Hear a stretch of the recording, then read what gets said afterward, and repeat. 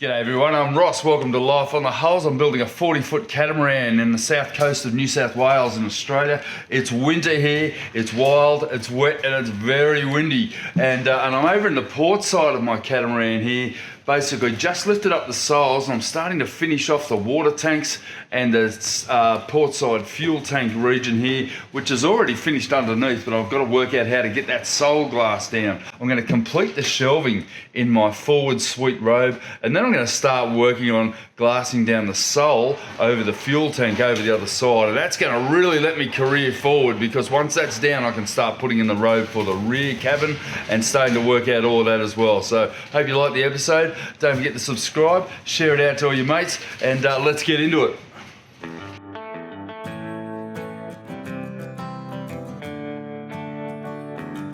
So I went through a pretty exhausting thought process with how I was going to hang these shelves, whether I'd use clips to hold it underneath. I came up with the idea that the composite angle was the best way, and by doing that I'm able to basically get them secured and perfectly in place. The only problem with them is that's a very sharp edge underneath them, and if you're reaching in looking for t-shirts and things like that, you're going to cut your hands. So what I've decided I'm going to do, I'm going to sand this and fair this down, and then I'll lay a layer of glass over each and every one of these, enabling me to get a nice smooth finish in there, so that when I paint it out, it'll be a lot smoother and sort of almost look seamless all the way through, still having the angle there to hold the shelving. And it's sort of a process I went through to think whether I could mount them with little clips like you would do in a kitchen carcass or a wardrobe carcass, and I've decided that this is the best method. It does provide a very strong structural component to the boat as well, because each shelf will in fact be an extra bulkhead that's locked into the boat, and there'll be no chance of any squeaking in this respect, because it'll be glued down, filleted and tabbed every single shelf.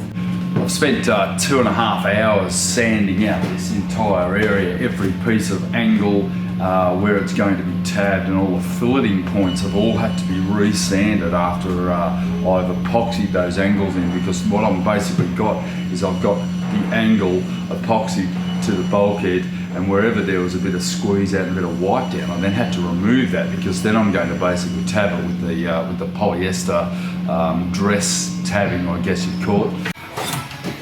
Right, it's time to tab in all my wardrobe. I'm pretty excited, because there's been a lot of work trying to get it all prepped and ready, and a lot of sanding, a lot of intricate detailing around all the shelving and everything, but I'm going to get it all tabbed in now, at least get the bulkheads tabbed in, and start to work on putting the shelving in.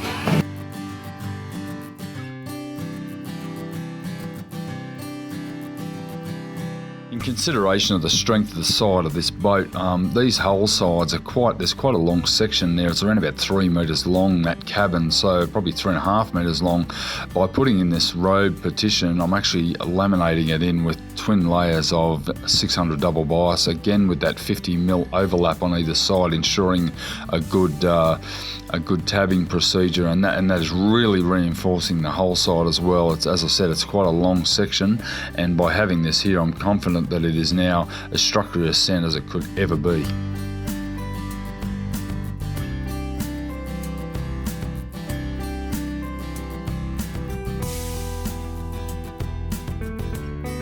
Now, as I mentioned last week, this smaller robe partition at the forward end of the robe was actually required there, just in case you put anything into the shelving area there and it fell in behind and underneath the seat that formed part of that robe. If I hadn't had this little wall there, firstly I would have had no way to engage the shelf, and secondly items to get lost below it.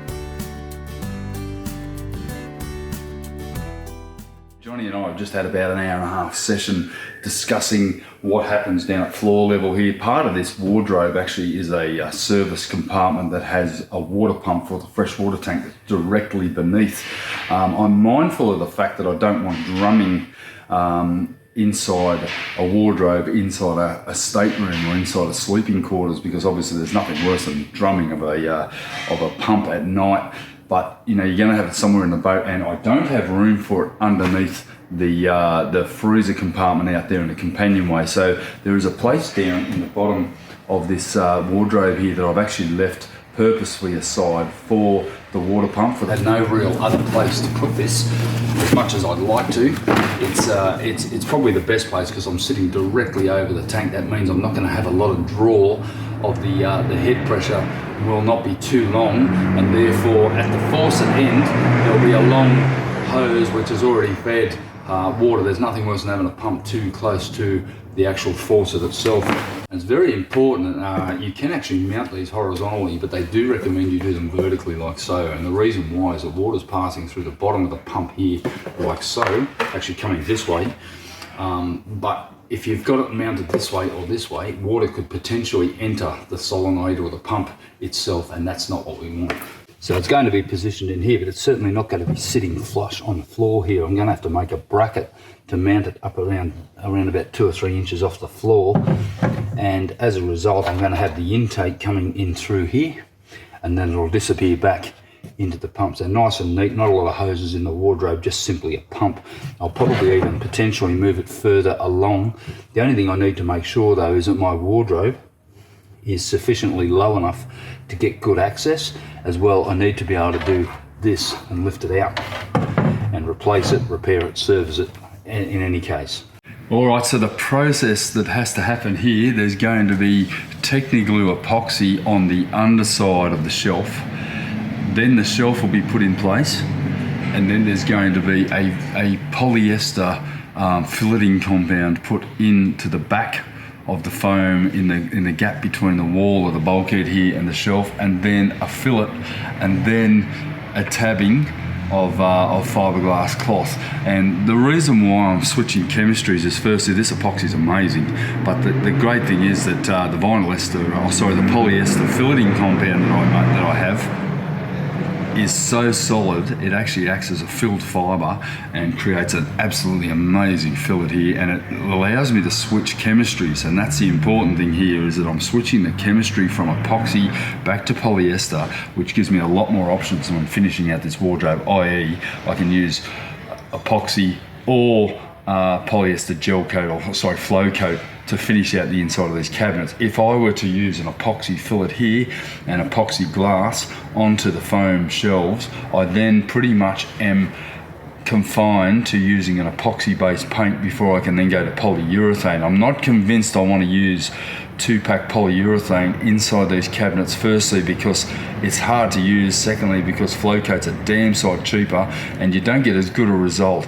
but you do get something that's very serviceable for the inside of cabinets. So I have a lot of things to think about here, but at least if I go this way, I've got options later on when I come to paint out the inside of these wardrobes.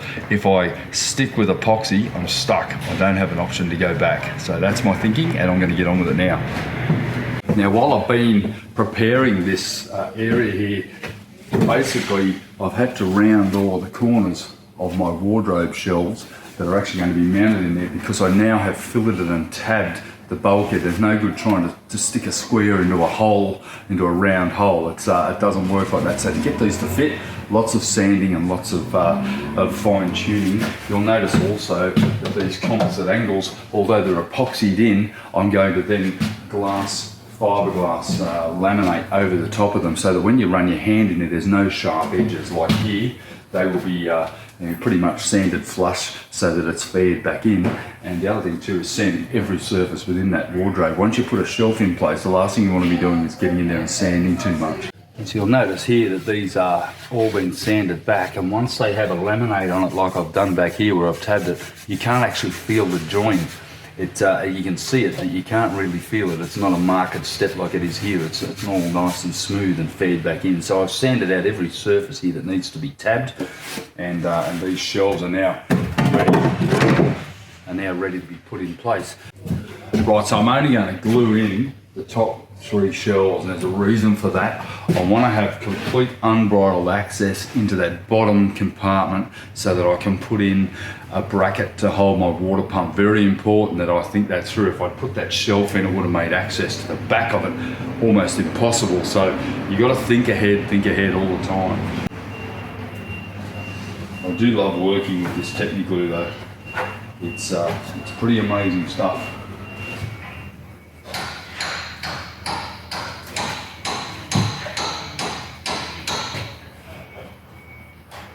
Okay, so I've deliberately left that bottom shelf void And time to put them in.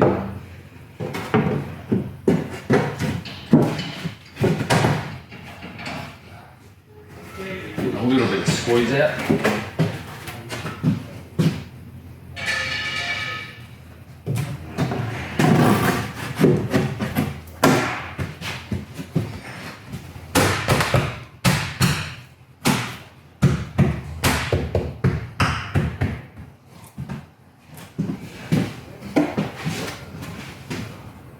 Pretty happy with that. Perfect.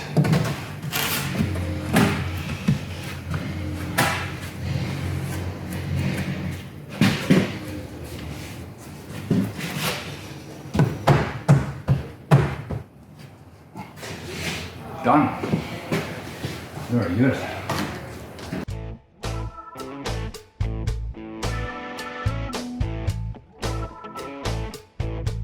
Right now you're probably thinking, my God, this guy's spending some time on these shelves. By filleting these shelves in, I've actually guaranteed there's no gap in between the bulkhead, hull side and the road partition there, and making sure once again I'm circumventing any chance of any creaking of these shelves whilst underway. The other thing I've done too is by radiusing this, I'm actually put a 2 layers of 100 gram biaxial and then a layer of peel ply, which gave me a beautiful smooth surface. And and basically whenever you run your hand inside those wardrobes, I don't ever want to catch a glass fibre or have any rough surface in there with which mould or form. Now I do need to consider that at some stage I need to put a couple of holes in the back of these shelves to actually allow for pipes to run down from the deck, one of which is a freshwater filler pipe, and the second is the breather returning back up to the deck or the hull side at some stage. So another good reason to leave 300 millimeters in between these two shelf units so that I can get a drill in there with a hole saw, and certainly I've thought about that long term, but I can do that at a later date.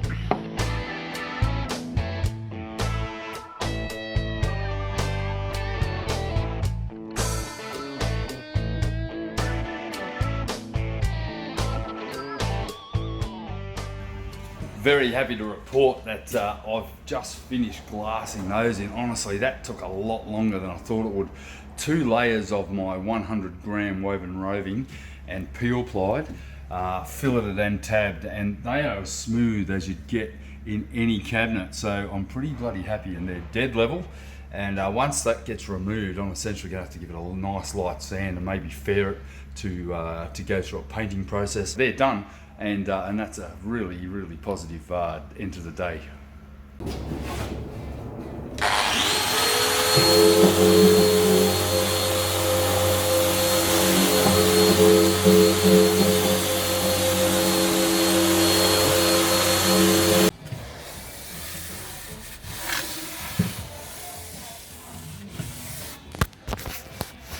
I'm spending a great deal of time down in this forward stateroom. What I'm trying to do is get my method right. If I can get the method right, then I know what I've got to do for the rest of the boat. I can sort of maybe allocate time and really be able to work out the productivity that I can achieve by doing smaller jobs in between the larger jobs. That's why I'm sort of hunkered down in here at the moment in isolation in my bedroom.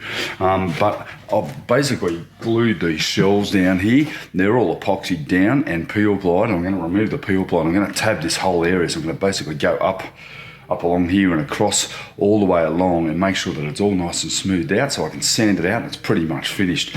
Same deal with the wardrobes here. I've started to sand these out.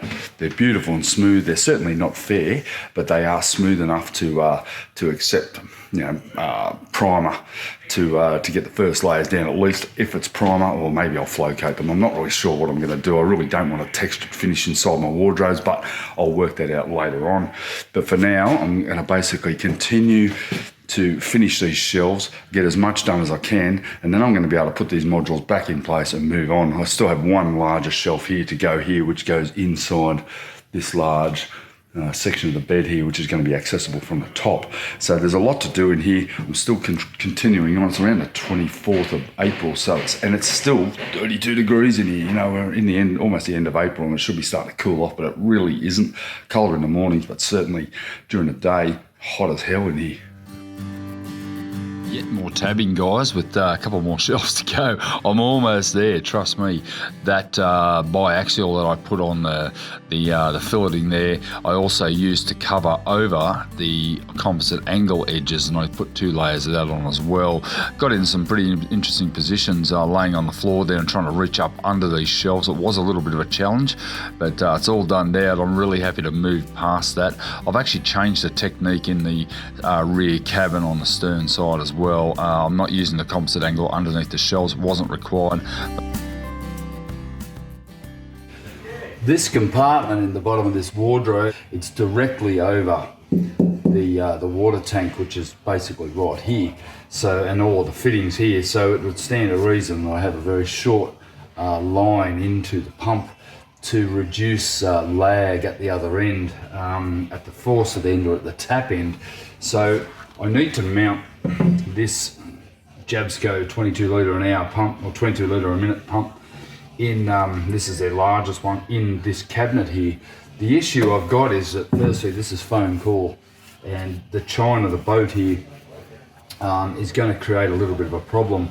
So what I need to do, and of course there's around about 1 inch long rubber risers here as dampeners to stop drumming and vibration within the cabinet here. So there's a couple of things I need to do here.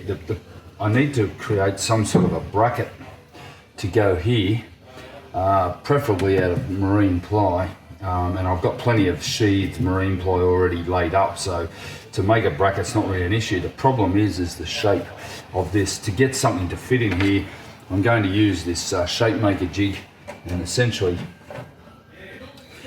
and it needs to be able to be far enough in so that this pump can mount in here, but also not drum against the cabinet door and have any access to the outside hull, because the last thing you want is in a stateroom or in a wardrobe where it's going to be amplified, obviously, within the acoustics of this room. So I'm going to create a bracket out of some foam, and that will form a minor tiny little bulkhead here, which will then have a timber bracket that I can then screw this onto, which will sit around about here. So it's a bit hard for you to see, guys, but I'll try to show you a little bit, a bit of a better view as I start to form this thing. This shape maker jig comes in really handy. I can pretty much form the exact shape of that bulkhead in a couple of seconds, transfer it straight on to a piece of foam and cut it on a jigsaw, and the job's done. It used to take hours with bloody toggle sticks and all these other sorts of things we used to use, pieces of cardboard, but for now I've got that shape already defined. Get my jigsaw, cut it out, it's done.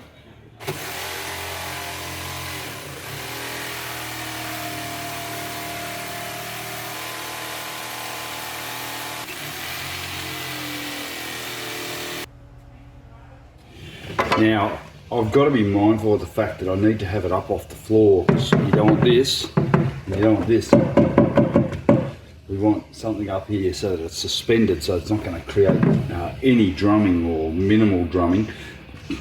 What I've actually done is I've cut this piece of foam, and it will be positioned around about there.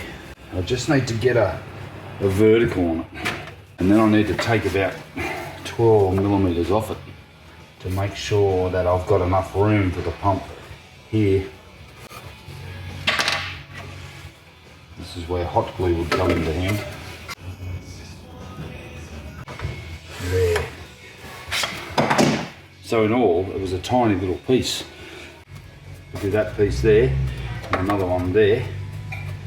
A bit further out, should be pretty right. Alright, so I've been up in the factory on the bandsaw, jigsaw and the power saw, and I've just come up with these 3 pieces. Essentially this is going to be a small bracket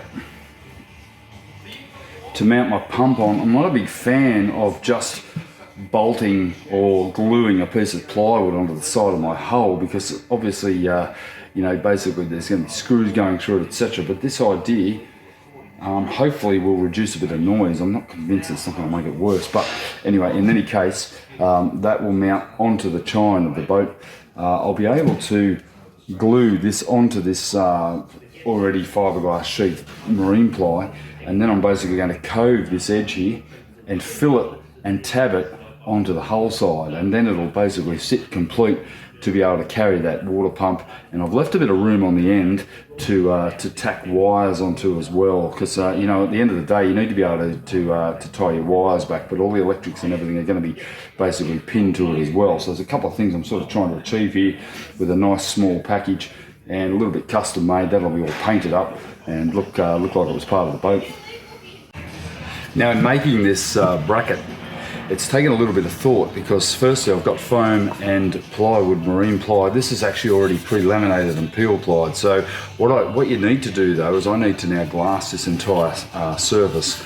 And when you're glassing any surface, you must round over any beveled edge. There's nothing worse than trying to laminate over a 90-degree corner, because you'll end up with bridging and a failed substrate with air bubbles there. So you'll notice here that I've actually chamfered the edge, or beveled the edge of this piece of plywood, and then I'll be able to continue that laminate across the substrate, and then subsequently tomorrow, when that's set up, I'll be able to come back and actually laminate back over the other side of it to complete the job. Often these sorts of items that have multi-sided are very, very difficult to laminate over in one sitting, so you're better off giving it a little bit of a rest and then coming back and finishing it the next day, and then give it a light sand and the job will be finished.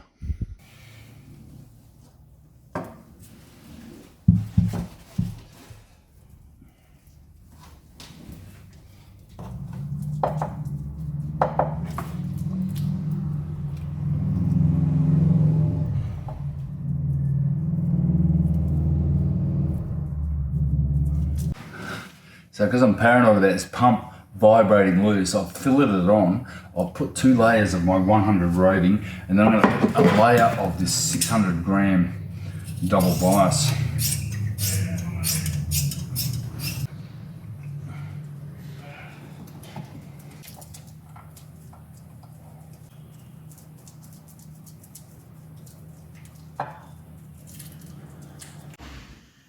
So if you're anything like me, you're sick of being down in this wardrobe. But yesterday I peel plied all of these, laminated all of these margins here where I've got the composite angle meets the bulkhead, and basically they're all nice and flat now. So everything needs to be removed now. All this peel ply will get ripped off, hopefully reveal a little bit of a smoother result for me to get sanding.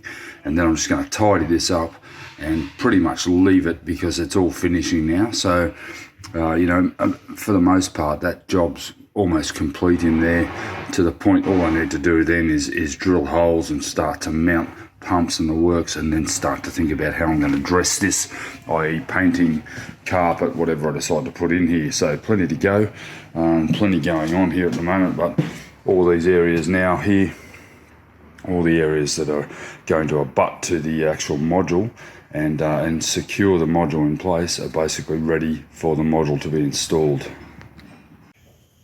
Yet again, it's been an absolutely huge day down here. I've sanded this entire wardrobe out, and basically sanded and laminated glass onto all of the cleats. All the composite angle has been actually glassed and then laminated over, so they've got a nice smooth edge over the top of it.